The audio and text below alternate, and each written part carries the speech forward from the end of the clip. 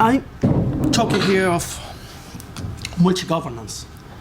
All that have been said before is not a British value supremacy. It's a question of something based in Brussels, which we don't really account for transparency, for legitimacy, because most of this security and war on terror have evolved within a field which is, I was surprised to see that MI5 has disclosed some documents and they have their own page web. But from a point of view of European law, we have a lot of hurdles to reach which is the person that signs the regulations, the norms that back the treaty. After the 2005 bomb attack in London, there was a regulation, so all European Union have to have a European penal law, which is similar, banning hatred speech. We ban this hatred speech, but we don't know who is the active hatred speech, which is the active political, which separate and make a delimitation between good and evil. After the Constitution of Europe was a failure, we came out with something that's the Treaty of Lisbon, based under the international law regulations, and the article reads as follows: the United Member States shall act jointly in a spirit of solidarity. Solidarity is a term which is, can be used for many things. At the beginning, at the outset, we talk about solidarity in a civil protection scheme. And we're quite happy with the civil protection scheme.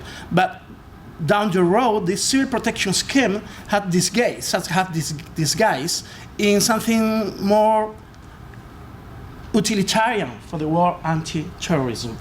I follow with the article.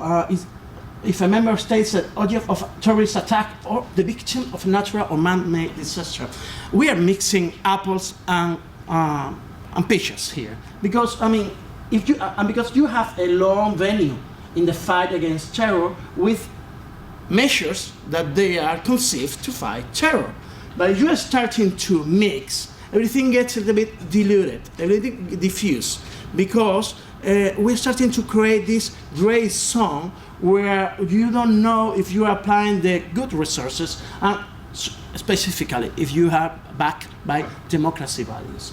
Because we are talking about man-made disaster or natural disaster. Down the road, we have to make a definition of what is a man-made disaster. Then the Union shall mobilize all the instruments at its disposal, including the military resources made available by the member states. 2, prevent, as you know how, the problem is how preemptive can you be? Where do you draw the line? That's one thing that is, you can say that, well, as long as the territory of the European Union is under attack by a terrorist, and we're talking attack by a terrorist act, but what happens is the perpetration is not within the territory of the European Union. So that's a problem of, and I'm not only defending that the European Union and its citizens are losing their rights. The problem is that we are advancing and we're promoting our borders far beyond, because we are getting, when we talk about European citizenship, that's kind of nice. But I don't think that many people in the rest of the world will be happy with that, because like, this is my nickname, and from now on you have to call me citizen of the European Union. Because citizenship is a question of national state. It's not a question of a federation of, who knows, an international organization? Well, kind of, and it brings a lot of things about international responsibility. Well, but when we talk about preventatory threat into territory, well, second, protect democratic institutions and the civilian population from any terrorist attack. Assist a member state in its territory at the request of its political authorities in the event of a terrorist attack. Assist a member state in its territory at the request of its political authorities, even in the event of a natural or man-made disaster. This is very scary. We are talking about high politics here, and high politics are secluded from the knowledge of the general population. of the layman knowledge. And this is a question that is very scary, because what could happen if the political authority in a gentleman agreement on a secluded place asks for the assistance to repress, because you can take a man-made disaster, you can promote it, I mean, you can extend the term to quash a legal manifestation, to quash a strike, then you are not responsible, and your institutions are not responsible. I know at this point this is lip service. This article is there, within the Treaty of Lisbon, but it's already had its secondary legislation, which implements and more or less give an order of action to the way of functioning of this article.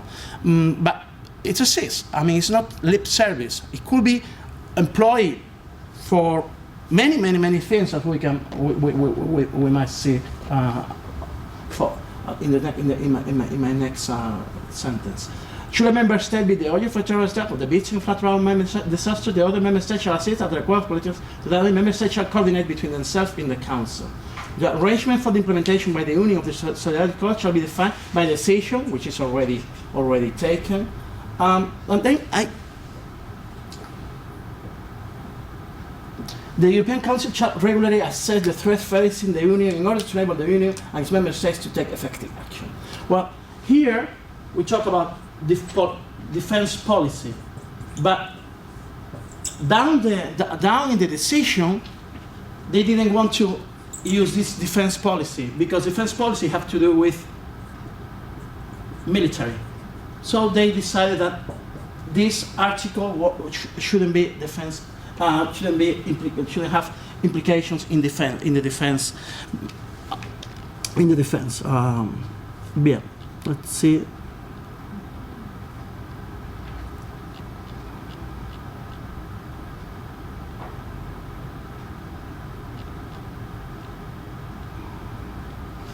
Well, the thing is about prevention and protection is that all these measures, you already have it deployed within the European Union Treaty in different articles.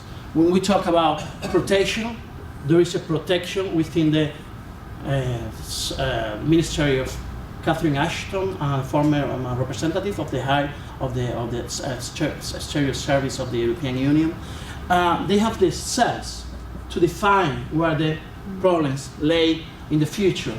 And then these cells, they work in partner with the Commission, with the European Commission, which already have a DG, General Directorate, and then you have this foreign policy. And then you have the plus of the foreign policy of the different member states. Well, all this has been applied for natural disasters in the event of civil protection mechanism with aid that can be used by the Commission, that can be deployed by the Commission, but the problem is when this aid becomes military.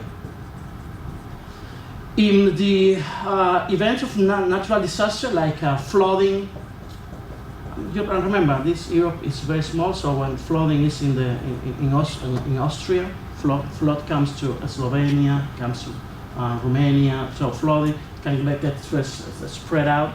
The same with fires. So in this event, we have the intervention of the European Union. But the problem is that they don't use this process, already a system, for the deployment of Article 222, which in itself, it says that it's legitimizing the invasion of competences, because the European Union is acting ultra vires, it's deploying its measures well beyond what the treaty itself allows. When we talk about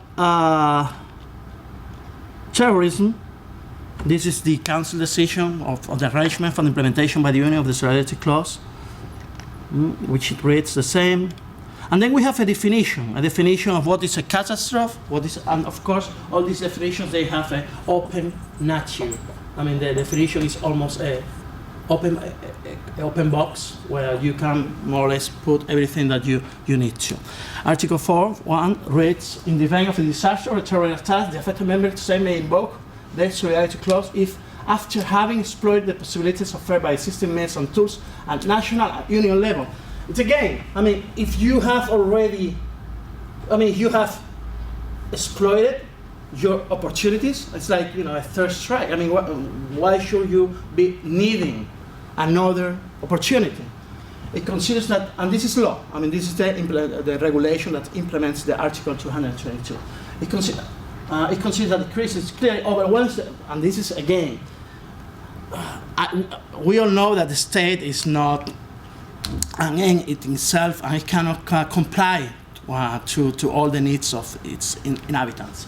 But the problem is that I cannot conceive how a crisis clearly overwhelms the response capabilities available to it. Because the first time that refugees flows to Italy, the Albano Kosovars in 1993, that was what Italy asked.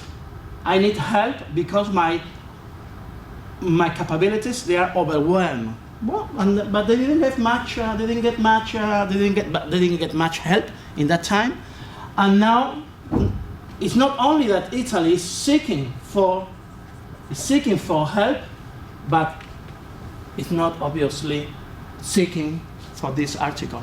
Yeah, 5 minutes.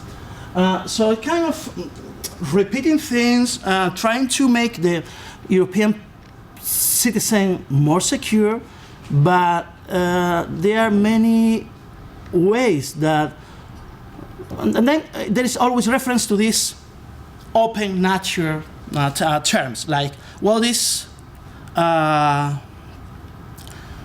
public provocation to commit a terrorist offense? This is the threat speech. And recruitment and training for terrorism can be construed as an easy trigger for action under Article 222, which is rather shocking given the importance given to prevention and protection, and it might undermine the force of public relations by the Union on a multilateral stance and the respect of religion with its territory. And we have all these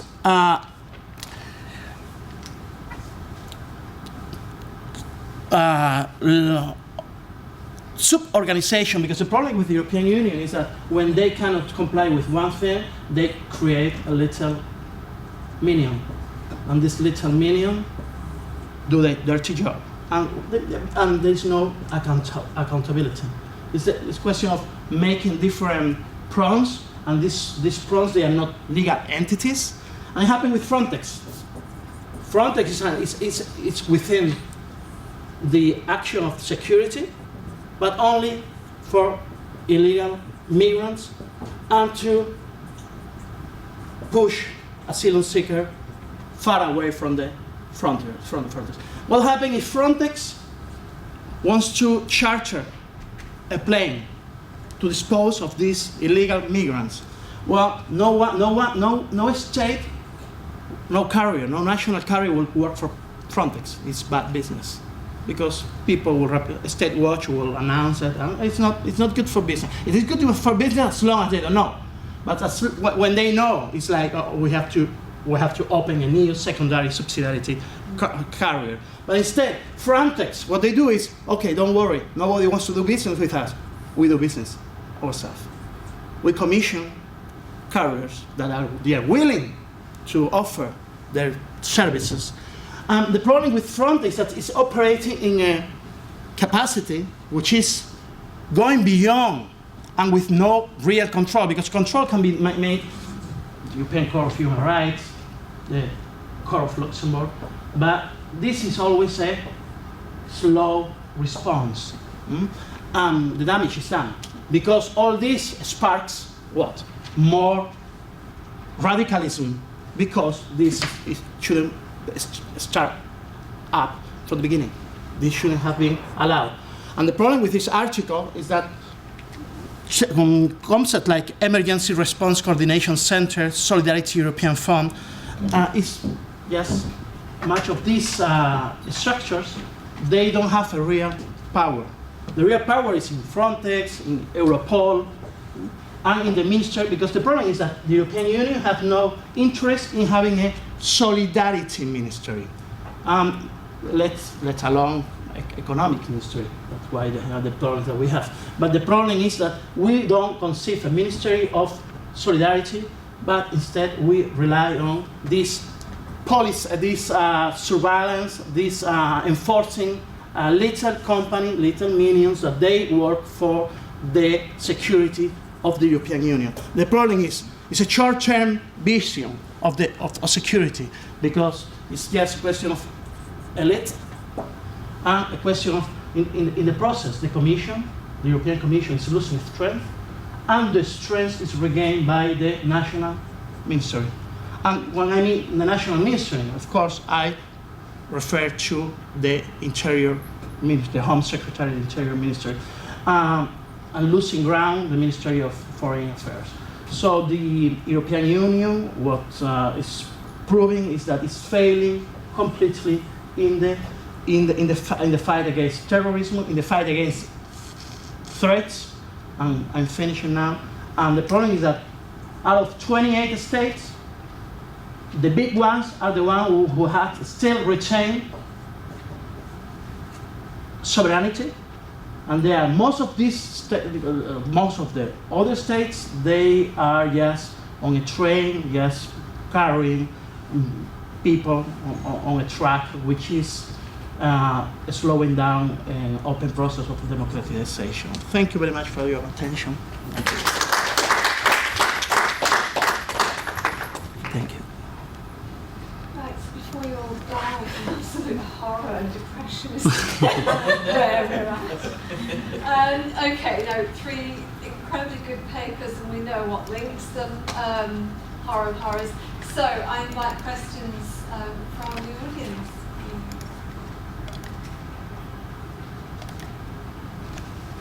Or drinks of vodka.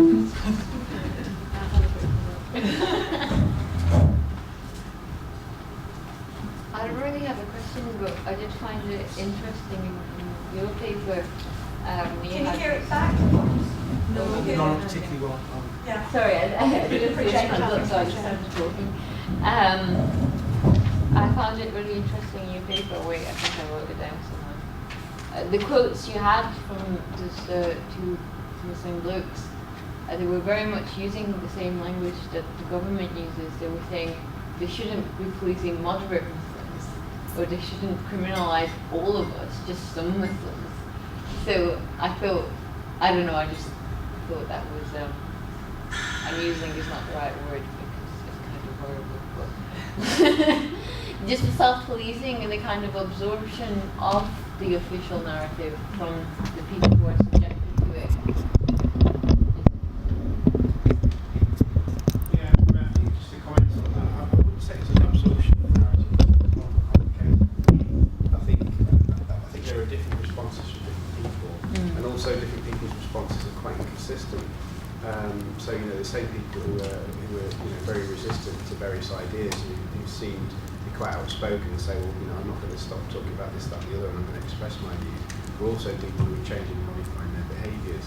So I'm not sure. I think my interpretation of the quotes was that they're accepting that that something has to be done to counter terrorism, and they're accepting that to some extent the police and the state will be looking at and surveying particular Muslims. But I think to me they're saying that has to be on an evidential basis, not on a population basis. So I wouldn't say that's necessarily absorbing the government discourse. I think that it does demonstrate perhaps there's a degree of responsibilisation around the threat. And in the studies we've done, there are different responses to that. So some people had a role where they thought, well, I need to be an educator. I need to tell people what Islam is actually about. It's a peaceful religion. And other people, would have different views on that. So why should I have to explain myself? Why should I have to explain the actions of suicide bombers? They don't have any. They don't share anything with me. Completely control what I understand as my view of my religion. So I think it's fairly mixed in terms of the data.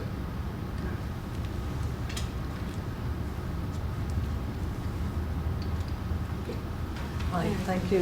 Thanks to all of you for your papers. I haven't got a question really, I suppose it's an observation having listened to your 3 papers. And it seems as if one common strand is the way in which there's been a redistribution, almost a diffusion of culpability. And with respect to the first 2 papers in particular, the way in which all individuals and indeed all groups are further being drawn into the enterprise of tackling security or insecurity or fighting terrorism, from university lecturers to doctors to junior school teachers and so on and so forth. And it's if that speech, I think, from May characterised it very well. Nobody can be neutral on this matter. If you are not with us, you're against us. That's the clear message. And then the second one has been that call to practitioners, to communities, to community groups, to give up your radicals, give up your few troublesome. And certainly, I remember a similar discourse taking place 20 years ago with the Irish community in Britain. But I think that there are some very different things going on, largely the implantation and the dispersal of responsibility into further and further reaches of different parts of the community and society. And I don't know if that leap can now, as you've suggested, go from state to state as well, in which... Yeah. Well, that is a subsequent step, but only always to promote the European values. We shouldn't be worried, because there's a good cause. This is a little bit like those Saint Thomas, Saint Augustine talking about the legality of law or legality of war. I mean, when you are, when you can kill a tyrant, when you can, and it's always the same discourse. And at the end, somebody we talk about this. Then we want to make a service and wash our hands and our conscience, saying the United Nations, which is a paper tiger, absolutely. They say no, but we are promoting the Millennium Goals, and this good faith. We have this, so we are reducing 50% the malaria cases in the world. Yeah, but I mean this is good, of course. But I think we are losing. I mean, which is the aim? I mean, the aim is not to promote and to clean our conscience with these things, which are good, but to make really to make faith to our values. You talk about promotion, you know about democracy, the rule of law, solidarity, but then it's used in a way that it doesn't really please the majority, because we are not better off than 20 years ago in this States. Maybe because globalization in Latin America, I work there now, and they say that now we are reviving in Latin America because European Union had put a halt to our raw materials for so long, and now we are more free. Well, it's kind of, maybe it's true, maybe it's not, but we didn't know this lesson. Now the thing that they are doing is not really, it's not very convincing. But the main problem is the secludedness. I mean, they do things with no accountability, because accountability is on the long run. That's the main point. Not only that, the European Court of Human Rights, which is very anti-British, that what they presumably they say in Britain, not the scholars, but the public in general. But the European Court of Human Rights is retreating because they say, well, we are overwhelmed by cases, and these cases they should remain in the national jurisdiction, because we are, they're signing these protocols, states. So in order to, we are all on a smoke screen that everything is normal, but life is not normal at all.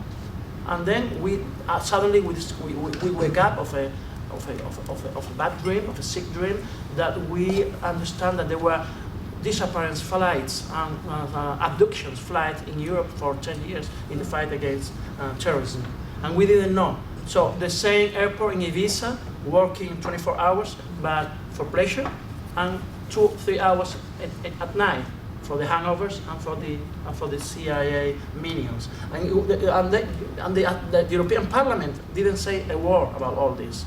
And the only that said something was the as the Parliamentary Assembly of the Council of Europe, which is more of a paper tiger. But at least these flights, they didn't carry on this flight, at least with such a fresh face. They are doing it on, different hours and different airports, and hopefully not within European. Because the problem is that when you talk about all these European values, the preamble, we the European people, we promote the democracy, and then there is this Home Secretary of all the big five that they following suit of the United States and Canada, and the problem is that even doing that, we are not reliable associates of the British, Canadian, New Zealand's, and the Americans, because they spy the European Union ministers as well. They don't really trust if we are behaving. And the problem is a European Union which have teeth, baby teeth at the end in foreign policy. That's what I think. I'd make a comment too, I think, in a more local context. I mean, there's two things that are happening that are concerning. One is a further drift to the right, which is attached not just obviously to British values, but to conservative values. So the motion away from a kind of multicultural perspective towards one which is definitely assimilationist. You're in our country, you adhere to our values whether you like it or not. So there's that, which is obviously a great concern, what that means for rights and freedoms, freedom of expression, liberties. But the other thing is what actually happens on the basis of these preemptive interventions. So if you take something like Channel Project, operating under New Labour, where you've got, nearly 1,200 interventions, 90% are surprisingly Muslims, so far-right radicalisation doesn't seem to be on the rise in the UK, despite all the evidence to the contrary. But my concern is what now happens with these referrals. So what happens if somebody goes to referral? What happens if it's somebody under 18? What happens if they then also demonstrate, after that, signs of extremism? What's the logical next stage? Do we remove this person from the family setting because we're concerned that the parents are either perpetuating extremism or they're not adequately challenging extremism? And then you are in a kind of spiral, and obviously the extreme examples we have these kind of processes back to Argentina, and I'm not saying that's likely to happen in countries like the UK, but it's more it's more than an ideational project. It's something which I think is likely in the not too distant future to lead to interventions which will extract and disrupt families.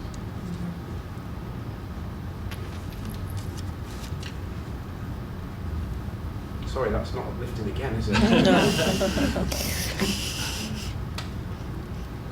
I've got again. It's more of a comment really about the papers. I think one of the themes that seem to come through to me is this issue of the value of democracy, which I think all three speakers have indicated, and the notion of the voice of the other, or rather the denial of the voice of the other, those people who are outside the system, those people on the margins, and that seemed to be something that kind of came through all three. And of course, the value of democracy is the voice of the people, and it's this kind of whole notion of that on the principle of democracy and the British value. We're not necessarily saying the British have been particularly good actually enshrining the principles of democracy in its history, because it pretty much hasn't. But this notion then that to espouse British values and the notion of democracy, or the defence of liberal democracy, and then at the same time to be excluding people from actually having a democratic voice, I think it's one of those major contradictions I think that comes through. And it's just really interesting when Gabe cited Walsienko, because his prison autobiography, which is going back now maybe some 30, 40 years, is called The Man Who Died. And what Soyinka was bringing out, when the man who died was the man who did not speak. And that was his whole point, that, the whole notion then of kind of, having the voice, having that opportunity to actually to be heard, to contribute, to have a genuine democratic element.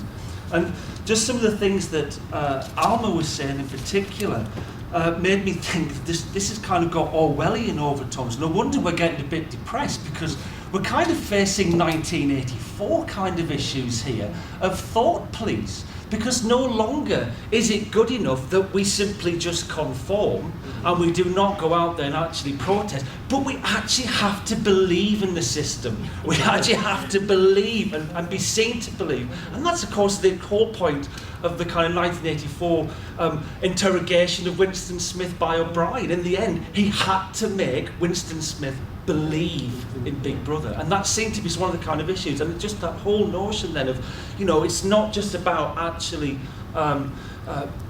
being part of it, it's actually you believe. And again, I thought that was really kind of quite disturbing. Just moving, and those people on the outside, I think it's just terrible. It's just really, really worrying what's kind of been indicated here across, I think, all three of the, and you mentioned also the issues of democracy, and certainly the comment you just made. So it's just not really a question there at all, just an observation. It's further depression. Further depression, yeah. We're now into Orwellian territory. We're all ready for yeah, just when you thought it couldn't get worse. It's 1984 again. On the back of what you've said, though, actually, David, when I was listening to these, and I did get into this really dark state. Having lived in the Soviet Union and, you know, under an authoritarian regime, and also being very much a devotee of Tarkovsky's work, his films, there was one scene that in every paper kept coming up, and it's in, and it's really well worth watching because this has all happened before, and I think I've said this, you know, in a book 5 years ago. The Soviet Union, rather than looking at difference, we should be looking at similarity increasingly. There's a lot to learn from there. And there's a bit in this film by Tarkovsky called Zerkalo, Mirror. And again, I say 3 papers just brought this up, and it's a woman in a factory, and she's kind of, I think she does accounts or something, but you see her going back to her house, and she goes down this long dark corridor, and then she comes out into a field, towards her home, and halfway going to her house, you see her face, and she kind of looks, you know, with kind of look of horror, and she turns around and she runs back. Has anyone seen this? It's a fabulous film, really depressing. But she runs back along this long corridor back into the factory, and then you see her go into a drawer in a filing cabinet, and she pulls out the drawer, and she goes through these papers, and she pulls out this sheet, checks it, breathes a sigh of relief, and then puts it back, closes the drawer, and then shoots off home. And I've seen this film about 3 times. It was only the 3rd time that I think I got what was going on. And it was, she thought she'd made a mistake. And the fear was so internalized, externalized, and this is it's beyond your docile bodies, but, you know, it was this intense self-policing through fear of something that hadn't happened. But there was always that possibility that it might happen, and that everyone had absorbed the guilt, the possibility. And I don't know if you remember when you were kids, you know, and the teacher said, "Who has done this?" And even though you hadn't done it, you thought, "Oh my God, maybe I have done this. Maybe I didn't." I don't know if any of you have. So it's just this complete visceral sense of fear. And it's not just on the populations that are being targeted. It's the bystanders who eventually absorb that. And Stalin didn't, you know, there were very few KGB, there were actually very few security agents around because they weren't needed, because everyone did it themselves. And it was this, you know, again, it's a kind of self-policing, it's a kind of a Foucauldian nightmare, it's beyond, you know, it's into the abyss. Sorry, Andrea, go on. No, I didn't want to really raise my hand, but all of these papers reminded me of my country's past. Yeah, of course, National Socialism and the process of Gleichschaltung. Which is? Yeah, it's when all of the state systems. I wrote a paper on that some years ago about Britain, but that's years ago, so it's much worse now. Where all the different levels of society become equalized, so that what happens in universities, you can't speak freely anymore. You have to police your students. Yeah. So then people get taught fragmented knowledges. They go out, teach other people even more fragmented knowledges. In the families, discourses or narratives go again very similar to what you should believe in. In all kinds of working sectors, corporate neoliberalism is lived and enforced. Yeah. So the media is controlled by that. So where is there pockets of resistance? There's little, but they are becoming less and less effective. Yeah. And people become the robots they want us to be. And there is all this makes me think that there is this psychological words talking about the willing executioners, the willing executioners. Yeah. So it seems like, I mean,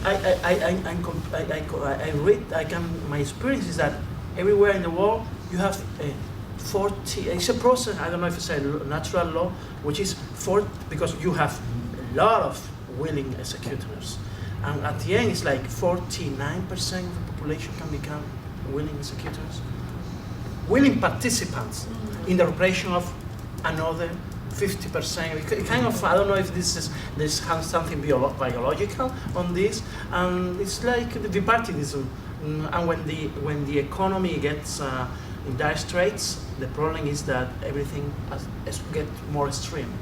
So and it seems like the European crisis is pushing all these. The problem. You are with us or you are against us, and the problem is that 50%. It's a question of 2 + 2 is 4. I mean, almost 2 + 2 is 4. It's like those who have and those who have not, and that is split. And it happens in Venezuela. It's happening in Argentina. It happens in Chile. And all these democratic transitions. At the end, you see that it seems that happiness is not for all.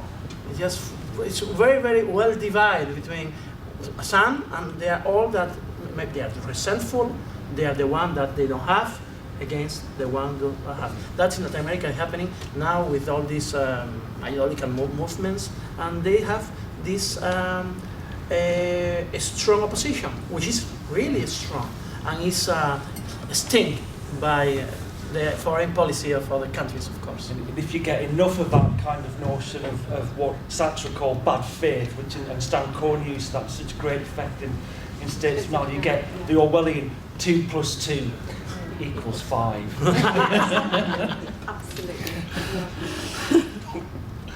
Has anyone anything positive to say? They're really good papers. Should we catch the last minutes of another Brilliantly stream? delivered. Thank you. We've got 5 minutes. I mean, I think before we 5 minutes before we do round up, and it has. I mean, they've been absolutely 3 fantastic papers. Thank you. 3. But before we do clap and everything, resistance. There has to be.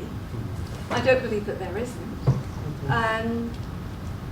There is, it's just in another stream.